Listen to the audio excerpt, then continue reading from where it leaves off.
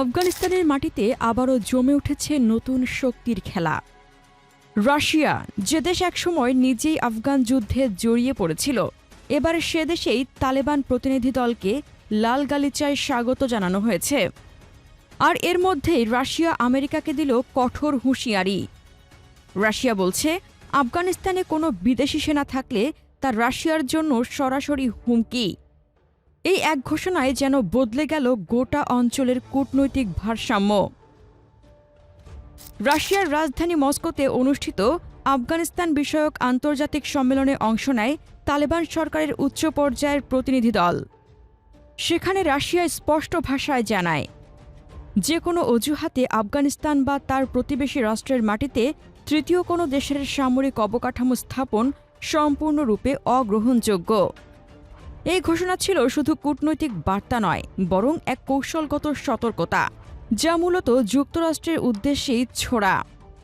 কারণ মাত্র এক মাস আগে ট্রাম্প প্রশাসন আফগানিস্তানের বাগরাম বিমান ঘাঁটি পূর্ণ দখলের প্রস্তাব দিয়েছিল, যা তালেবান সরকার সরাসরি প্রত্যাখ্যান করে।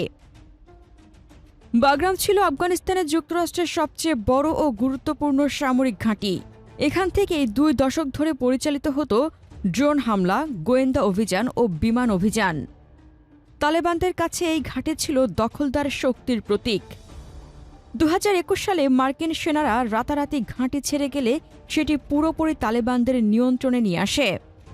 এখন বাগরাম শুধু একটি সামরিক স্থাপনা নয়, এটি তালেবানদের বিজয়ের প্রতীক। রাশিয়া ও চীনের কাছে এই ঘাঁটির অবস্থান কৌশলগতভাবে অত্যন্ত গুরুত্বপূর্ণ, কারণ এখান থেকে পুরো মধ্য এশিয়ার নিরাপত্তা পরিস্থিতি প্রভাবিত হয়।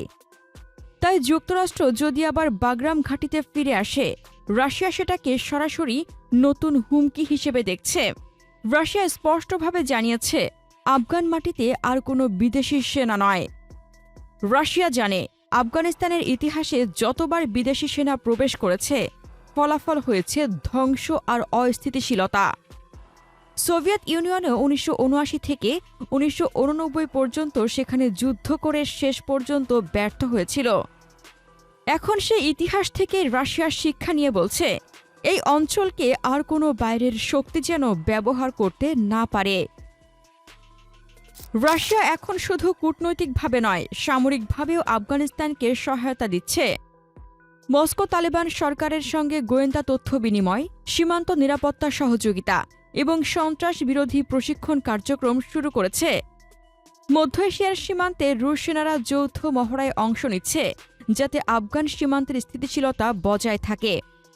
এছাড়া রাশিয়া তালেবান প্রশাসনকে হালকা অস্ত্র, নজরদারি ড্রোন এবং সামরিক যোগাযোগ সরঞ্জাম সরবরাহের প্রস্তাব দিয়েছে বলে আন্তর্জাতিক সূত্রে জানা গেছে।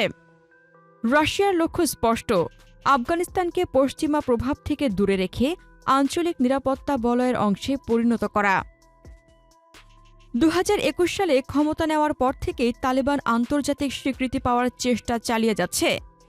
পশ্চিমা বিশ্ব যেখানে তাদের মানবাধিকার লঙ্ঘনের অভিযোগে দূরে রেখেছে, সেখানে রাশিয়া উল্টো পথে হেঁটেছে। চলতি বছরের জুলাইয়ে রাশিয়া প্রথম দেশ হিসেবে আনুষ্ঠানিকভাবে তালেবান সরকারকে স্বীকৃতি দেয় এবং তাদের নিষিদ্ধ সংগঠন তালিকা থেকে নাম প্রত্যাহার করে নেয়।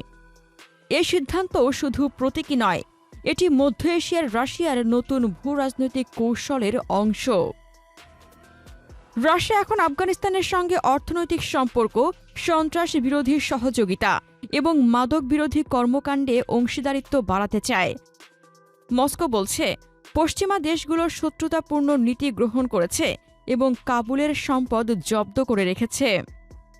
অন্যদিকে আফগান পররাষ্ট্রমন্ত্রী আমির খান মুত্তাকি রাশিয়ার প্রশংসা করে বলেছেন, আমি রাশিয়ান ফেডারেশনের সাহসী পদক্ষেপকে সাধুবাদ জানাই, আশা করি অন্যান্য দেশও একই পথে হাঁটবে। তার এই বক্তব্য প্রমাণ করে, তালেবান সরকার এখন আন্তর্জাতিকভাবে একঘরে নয়। তাদের পেছনে এখন রাশিয়া, চীন ও ইরানের কৌশলগত সমর্থন ক্রমেই দৃশ্যমান হচ্ছে। মস্কো বৈঠকে অংশ নেয় চীন, ভারত, ইরান, কাজাখস্তান, কিরগিজস্তান, পাকিস্তান, তাজিকিস্তান ও উজবেকিস্তান। একই টেবিলে একসঙ্গে বসে এই দেশগুলো আলোচনা করেছে আফগানিস্তানের ভবিষ্যৎ ও আঞ্চলিক নিরাপত্তা নিয়ে। এটাই রাশিয়ার মূল কৌশল, আফগানিস্তানকে পশ্চিমা জোটের বাইরে এনে আঞ্চলিক সংলাপের কেন্দ্রে রাখা। যেখানে যুক্তরাষ্ট্র এখনও কাবুলের সঙ্গে দূরত্ব বজায় রাখছে, সেখানে রাশিয়া বলছে তালেবানকে বাদ দিয়ে কোনো সমাধান সম্ভব নয়। রাশিয়া বুঝে গেছে আফগানিস্তানে তালেবানই এখন একমাত্র কার্যকর শক্তি। তাদের বাদ দিয়ে কোনো আঞ্চলিক নিরাপত্তা কাঠামো টিকবে না। আর তাই রাশিয়া চায় তালেবানকে যুক্ত করা হোক অর্থনৈতিক করিডোর, ট্রানজিট ও সন্ত্রাস বিরোধী প্রচেষ্টায়। মুত্তাকির ভাষায়, আমরা এখন এমন একটি নিরাপদ পরিবেশ তৈরি করেছি যা বিনিয়োগ ও আঞ্চলিক সংযোগ বৃদ্ধির জন্য সহায়ক। এই বক্তব্যে বোঝা যায় আফগানিস্তান এখন শুধু যুদ্ধ নয়, বরং বাণিজ্য ও যোগাযোগের নতুন সংযোগস্থল হয়ে উঠতে চায়।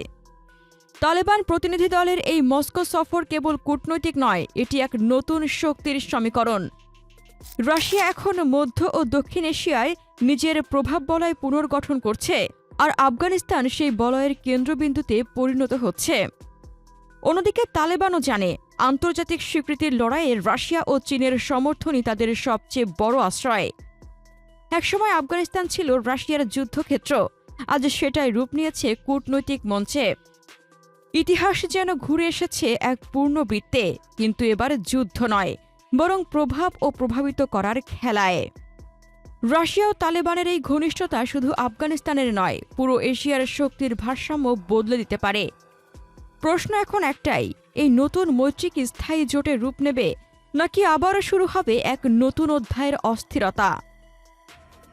প্রিয় দর্শক, রাশিয়া এবং আফগানিস্তানের এই সম্পর্ককে আপনি কিভাবে দেখছেন? আপনার মতামত কমেন্টে জানান।